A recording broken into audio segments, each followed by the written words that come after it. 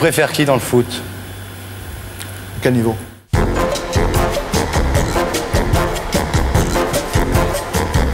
Jean-Pierre, bonsoir. Bonsoir. Alors, on va reprendre les choses au départ avec un petit flashback dans ta vie. Et ensuite, on en viendra à l'affaire qui t'a rendu célèbre, je dis pas mondialement, mais dans toute la France, à coup sûr.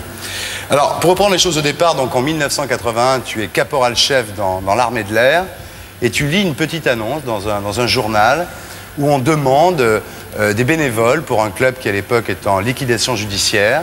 Et toi, tu réponds à cette annonce et tu deviens un militant pur et dur, pour pas beaucoup d'ailleurs, pour 4 500 francs par mois, ce qui est pas énorme. Tu te mets au service de ce club et tu dis, à cette époque, j'ai tout fait. C'est-à-dire? C'est vrai qu'à l'époque, bon, il faut savoir que d'abord en étant marseillais, l'OM c'était ma véritable passion. Et quand j'ai arrêté mes études pour rentrer dans le football, c'est vrai que j'ai eu des problèmes avec mes parents, parce qu'avoir fait mes études pour rentrer dans le football, ils ne comprenaient pas pourquoi. Mais c'était plus fort que moi, c'était une passion. Et c'est vrai que quand on m'a proposé un contrat à l'OM, le club était sous syndic judiciaire, et je me souviens de mon premier contrat, il y avait une phrase dans laquelle il était précisé ceci: on vous fait un contrat, mais du jour au lendemain, vous pouvez être licencié. Alors j'en ai discuté avec mes parents à l'époque, parce que j'étais encore jeune, et ils m'ont dit, tu prends peut-être des risques. Et j'ai dit, mais ça fait rien, je prends ces risques-là, je rentre dans le football. Et quand je dis j'ai tout fait, ça veut dire que je pense que dans toutes les professions, il faut passer par des étapes. Je crois qu'à l'OM, j'ai connu toutes les étapes. C'est vrai que j'ai porté les maillots, je les ai lavés, j'ai suivi les joueurs, je les ai encadrés, j'ai aimé les joueurs, je les ai détestés, j'ai tout fait. Et je crois que c'est une expérience enrichissante quand on va arriver au sommet. Alors en 1986, l'OM est repris par Bernard Tapie. Première impression? Ben, disons que c'est une impression. Bon, d'abord, Tapie ne connaissait pas Bernès. Bernès connaissait Tapie vaguement, parce que j'étais, comme tous les métiers de passion, j'étais uniquement obnubilé par le football. Et donc, j'étais pas du tout je pensais pas du tout aux affaires ou quoi que ce soit, donc c'était le football. Donc pour moi, la première fois que j'ai vu Tapie, c'était quelqu'un de relativement froid. C'était un homme qui, avant tout, essayait de mettre des gens en place, de faire un audit, de construire un club.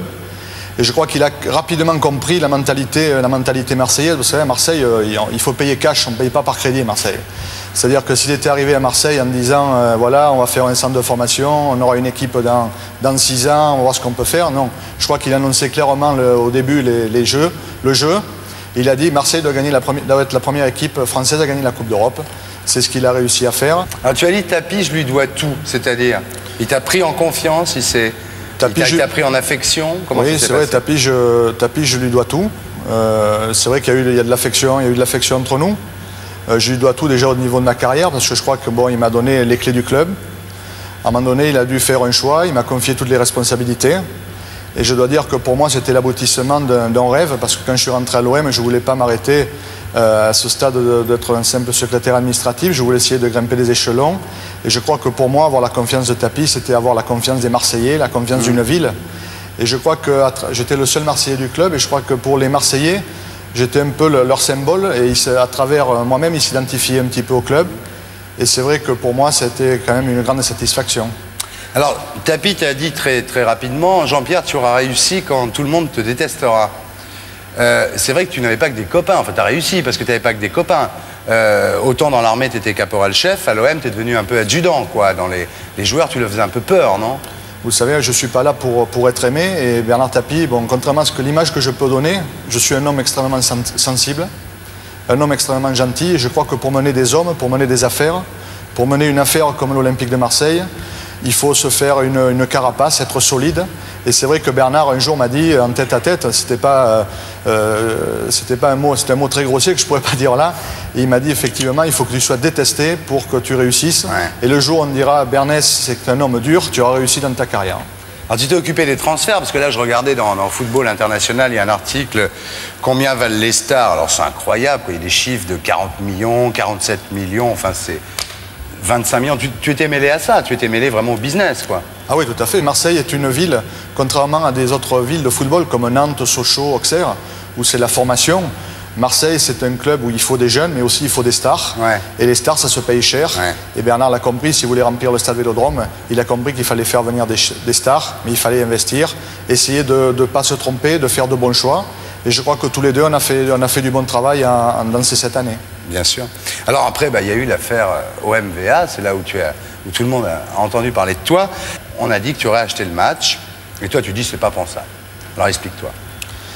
Je m'explique, je crois que, vous savez, personne n'est dupe. J'ai des défauts, j'ai des qualités, mais je pense que j'ai une qualité, c'est que je ne suis pas trop con.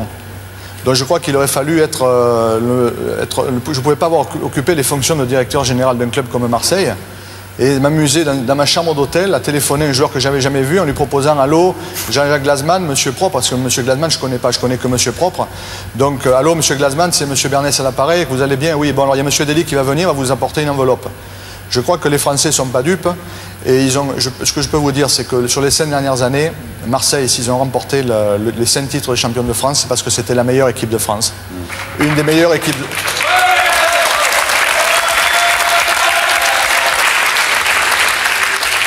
Ce que tu as dit, c'est je ne crois pas qu'on ait trouvé une enveloppe dans le jardin de Robert. Ça, tu dis c'est pas possible. Non, j'y crois pas ça, mais personne n'y croit. Ouais. Personne n'y croit. Les 250 000 francs que Robert a trouvés, c'est pas l'argent que Jean-Jacques Edely lui a donné. Je sais pas d'où il vient cet argent. Ce qu'il y a, c'est que le juge Béfi a fait avec Montgolfier, ils ont fait 9 mois d'instruction. Et depuis un mois, il n'y a pas eu une pièce nouvelle au dossier. Dans les 250 000 francs, vous savez, les joueurs de football, je les connais. Ils sont souvent endettés. Jean-Jacques Edely est un garçon qui gagnait 250 000 francs par mois. Et contrairement à ma secrétaire qui en gagnait 5 000, il venait souvent à mon bureau me demander des avances sur salaire. Donc les joueurs, vous savez, quand ils ont 250 000 francs en espèces, je ne me vois pas aller creuser un trou dans un jardin et le mettre à Périgueux. Vous savez où c'est Périgueux? Moi, je ne sais pas où c'est. Mais pourquoi? C'est-à-dire, est-ce que c'est une manœuvre anti-Marseille, anti-tapis? C'est quoi l'histoire? Non, je crois que le mieux placé, c'est Jean-Jacques Edely. Non, mais quand on dit « je suis pas coupable », on a quand même une idée de savoir qui a pu monter le coup quand même, non? Pourquoi ils ont fait ça, eux? Pourquoi ils auraient inventé... Moi, je veux bien croire qu'effectivement, à quelques jours de la Coupe d'Europe, on n'appelle pas d'un hôtel, dans une pièce où il y a 50 personnes pour proposer de l'argent. Ça, c'est pensable. Mais eux, pourquoi ils auraient inventé tout ça à ce moment-là? Non, mais eux, ils l'ont peut-être pas inventé. Je suis persuadé que Glasman a reçu dans sa chambre un numéro de téléphone, un appel téléphonique de quelqu'un qui s'est fait passer pour Jean-Pierre Bernès. D'accord. Je peux vous assurer, bon, je peux vous faire demain matin, si vous voulez, dans une chambre, je vous téléphone, allô, c'est Jean-Pierre Bernès, alors que ça sera le voisin. Demain matin, je peux pas, moi. Après-demain, ça va arranger. C'est le juge Baffy. Donc c'est un coup monté, voilà, c'est ta version des choses. C'est un coup monté, c'est un coup monté. Mais par qui? Monté par qui? Je sais pas par qui, mais vous savez, il faut chercher, je crois que dans tout... À qui profite le crime? Voilà, à qui profite le crime. Je crois qu'il faut chercher les gens qui avaient un véritable mobile pour que ce match soit truqué. Et des gens qui avaient un véritable mobile, il y en avait. Il y avait Jean-Jacques Edely, qui peut-être qui voulait jouer la finale. Il y avait peut-être Valenciennes, qui eux jouaient sa vie, Valenciennes. Il faut savoir que Valenciennes, sur ce match-là, jouait sa vie en première division. Moi, la veille du match, j'ai eu Boro Primorac au téléphone, qui m'a carrément proposé le match nul. Tu as quand même fait une semaine d'hôpital, tout le monde s'est dit il n'est pas vraiment malade, il est à l'hôpital parce qu'il ne veut pas répondre, etc. Et toi, tu dis pas du tout. Moi, j'avais une vraie dépression nerveuse, je prenais 15 antidépresseurs par jour. Donc, comment tu as traversé cette époque? Et pour moi, le plus difficile, ça a été cette semaine d'hospitalisation, justement, où on a mis à doute ma maladie. Il faut savoir que j'ai eu une dépression nerveuse depuis 1 an, pour des problèmes personnels, et je peux vous assurer que j'ai pris des kilos de médicaments, et j'ai été hospitalisé chez un professeur, le professeur Scotto, par l'intermédiaire du docteur Berda, et je crois que le professeur Scotto s'est mis en guerre un petit peu contre les policiers de Lille qui venaient me chercher. Il faut savoir qu'ils sont venus me chercher dans ma chambre. Ils avaient mis, le premier jour de mon hospitalisation, vous aviez 2 flics de la RCRPJ de Lille qui étaient devant ma porte, qui surveillaient les entrées et les venues, qui fouillaient mes parents quand ils arrivaient, qui fouillaient mon frère, ma soeur, quand ils venaient me rendre visite. Et je trouvais ça honteux. Et c'est là où j'ai souffert le plus, parce qu'en prison, une fois que j'étais en prison pendant 3 semaines, j'avais un combat à mener. Et je crois que mes qualités font que Bernard Tapie le sait, c'est que quand j'ai un combat à mener, c'est là où je suis le plus fort. Et où j'ai souffert le plus, c'est surtout au niveau de mon entourage, surtout au niveau de mes parents, qui ne s'en sont toujours pas remis. C'est vrai que pendant la garde à vue, tu as été attaché à un radiateur. Je me souviens très bien d'un policier de la SRPJ de Lille qui m'a dit « Bon, maintenant, ça va, vous avez parlé depuis 2 heures, on ne vous croit pas, on va déchirer ça. Et ton tapis, on l'aura, ton tapis. » En me faisant ce geste-là, ton tapis, on l'aura. Et quand vous voyez cet acharnement-là, comment voulez-vous, quand vous êtes en garde à vue, que vous pouviez accepter de tels agissements? Par moments, j'avais honte d'être français. Alors, en prison, tu t'es retrouvé dans une petite cellule, quoi, avec un chiotte, une télé, et un assassin de 23 ans. C'est-à-dire qu'ils t'ont mis avec un assassin. Oui, c'est ça. D'abord, j'ai fait 2 jours au Beaumet. Là, au Beaumet, je passais 2 jours avec un violeur. Quand je suis rentré, je me souviens, dans sa cellule, c'était un détenu avec crâne rasé, il était en train de dessiner sa fille au papier, sur un papier, avec un crayon gris. Il m'a dit, ah, tu viens. Bon, il me connaissait, bien sûr, parce que tout le monde me connaissait, par l'intermédiaire de la télé, mais moi, je connaissais personne. Et quand il m'a vu arriver, il m'a dit, tu vois, dans cette cellule, moi, j'en ai pour 15 ans, un jour, je vais me suicider ici. Bon, donc là, j'ai passé 2 jours, et après, je suis parti à la prison de Lille. À Los-les-Lilles. À Los-les-Lilles, et là, j'ai rencontré Alexis Lucet. Je m'en souviendrai toute ma vie, je ne sais pas s'il m'entend ce soir, mais je tiens à lui dire qu'il m'a été d'un grand réconfort, parce que pour lui, j'étais quelqu'un de... Pour lui, il suivait l'actualité. Et en prison, vous savez, il y a un secret, c'est-à-dire qu'on ne sait jamais pourquoi l'autre est là. Je lui ai demandé pourquoi il était là, il m'a répondu, je suis là pour un crime. Et je crois que ça, quand vous entendez ça, vous êtes quand même, vous êtes assez choqué. Et vous dites, j'ai fait 13 ans dans le football pour arriver à ça, je crois que c'est relativement médiocre pour ceux qui m'ont envoyé là. Alors toi, tu penses qu'on te traitait comme ça donc pour te faire craquer, pour que tu charges tapis? Oui, voilà, on voulait, vous savez, ça aurait été facile pour moi de dire, comme je l'ai dit souvent dans les journaux, c'est facile, oui, effectivement j'ai fait ça, mais c'est Tonton qui m'a dit. Vous savez qui c'est Tonton? C'est Bernard Tapie. C'est comme ça qu'on l'appelait. Donc je crois que ça aurait été facile pour moi. Et ce que les gens doivent savoir, c'est compte tenu de l'état psychologique et moral dans lequel j'étais, si j'avais eu quelque chose de grave à me reprocher, je n'aurais pas pu tenir, au bout d'une semaine d'hospitalisation, 48 heures de garde à vue dans des conditions ignobles. Et 3 semaines de prison, je n'aurais pas pu tenir. Donc je ne peux pas inventer une histoire à laquelle je n'ai pas participé. Et ça, il faut que les gens le comprennent bien. La micro-société du football, ce n'est pas ça qui m'intéresse. Ce qui m'intéresse, c'est le grand public. Il faut que les gens sachent que Jean-Pierre Bernès, ni l'OM ne sont mêlés à cette histoire, à ce véritable complot. C'est un complot pour toi? Oui, c'est un complot, oui. Alors la sanction est tombée, les dirigeants du foot ont tranché, l'OM en 2e division, et toi, radié à vie. C'est beaucoup quand même. Et pourquoi Tapie n'a pas été radié à vie, lui? Ça, il faut le demander au Conseil fédéral. Vous savez, le Conseil fédéral, c'est une cour d'assises. Donc ils sont 26. Eux, en 2 heures de temps, ils jugent plus vite que ceux qui ne l'ont pas encore jugé en 9 mois. Vous savez, en 2 heures de temps, ils sont convaincus que Bernès a donné une enveloppe, que Tapie est coupable, que ci, que là. Donc ils ont compris le scénario. Et pourquoi, après l'histoire de Furiani, qui a quand même été beaucoup plus grave que l'affaire OMVA, les dirigeants du foot n'ont pas été limogés ou sanctionnés? Et ça, c'est le problème du milieu du football. Je crois que quand moi, déjà, nous qui ne sommes pas là-dedans, on ne comprend pas bien. Ce que je peux te dire, c'est qu'avant-hier, j'ai encore côtoyé un Marseillais, M. Jean Ferrat, c'est un journaliste qui a été victime, qui est paralysé à vie et qui souffre. Et quand il a vu les sanctions qui ont été faites contre Marseille, contre Tapie, contre moi-même, il est devenu fou. Quand on voit tout ce qui se passe dans le monde, et une affaire comme Furiani, où il y a eu des morts, des blessés à vie, je crois qu'il y a un décalage. Et ça, personne n'explique. Ça passe au-dessus de la tête de tout le monde. Ben moi non, ça ne m'a pas échappé, mais effectivement ça... Non mais je veux dire, c'est là où on trompe les gens. Et les gens, on parle le feuilleton de l'été, on n'a pas fait le feuilleton de Furiani. Vous savez, Furiani, ça a duré 48 heures, ça a duré. Par contre, ça n'a pas duré 48 heures pour les gens qui ont été victimes de ce drame. Et tous ceux qui ont été responsables de ce drame, ils sont vite partis, on ne les voit plus, on n'entend plus parler.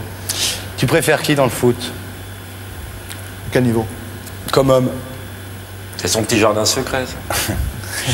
C'est pas Tapie, ton homme préféré dans le foot? Non, parce qu'on va dire, ça y est, c'est un faillot, il fait... Non, Tapie, non, c'est pas... Tapie, c'était mon patron pendant 7 ans. Je sais ce que je lui dois, il sait ce que j'ai fait pour Marseille. Et tous les deux, on a des relations qui ne regardent que nous deux. Par contre, il y a un homme qui m'a beaucoup marqué ces derniers temps, c'est Alain Bokchik. C'est un joueur qui est parti au Lazio de Rome. Et je dois dire que c'est un joueur qui m'a profondément impressionné par sa classe et sa façon d'être, notamment dans cette affaire. T'as pas l'impression d'avoir été lâché un peu par Tapie à un moment, d'avoir servi de fusible, non? Pour un fusible, je me porte relativement bien. J'ai bien surmonté les handicaps qui m'ont été mis. Et croyez-moi, j'en veux à beaucoup de gens. Et lâcher, non, c'est vrai qu'il y a eu un problème au niveau de la confrontation il y a 3 semaines. Où Tapie, bon, on a eu tous les deux un petit problème, une divergence de vue sur une analyse, sur un fait bien précis. Bon, ça a duré 2 heures, mais après ça a été vite oublié. Et je crois que, bon, voilà, l'affaire est close entre nous. Tu penses que Tapie en France a l'avenir politique d'un Berlusconi en Italie, toi? Tout à fait. Tapie, je suis persuadé qu'il va réussir en politique, parce qu'il va s'en donner les moyens, et parce que je pense qu'il est plus fort que les autres. Et toi, tu vas faire quoi? Eh bien, moi, je vais revenir dans le football. Comme M. Simonet, bon, il peut faire ce qu'il veut. Je reviendrai dans le football. J'ai déjà des contacts. D'ailleurs, il a dit l'autre jour qu'il ne m'interdisait pas de travailler dans le football. Donc, je vais y revenir. Je ne sais pas dans quelle fonction. Mais le football, c'est ma vie. J'ai trop sacrifié. Et je ne veux pas payer pour d'autres. Je ne veux pas. Et sinon, tu as le club Dorothée aussi où il y a du pognon. Non. C'est plus sympa.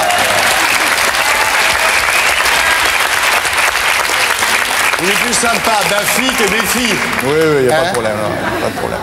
Qui pourrait sauver l'OM aujourd'hui?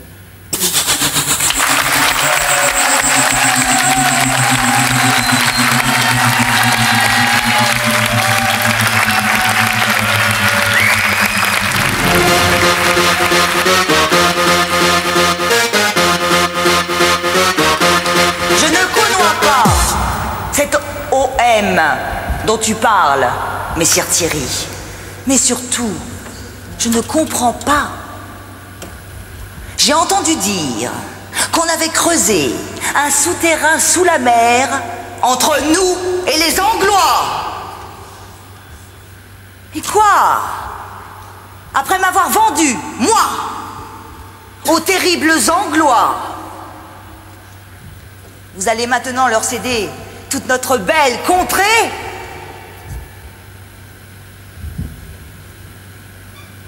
C'est dit. Je bouterai ces maudits Anglois hors de France! Enfin, c'est un peu tard, là, parce que le tunnel, il est construit, là. Je crois qu'on va te dématérialiser, Jeanne. Attends. Je ne comprends pas complètement ton langage. Quant aux Anglois, ça va chauffer. Crois-moi.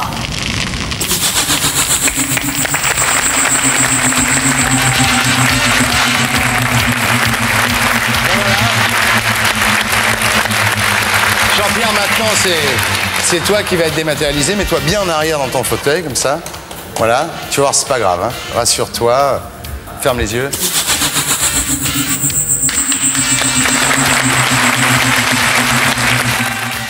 Et pour être sûr de ne rien rater de Inarditube, abonnez-vous et mettez un pouce bleu.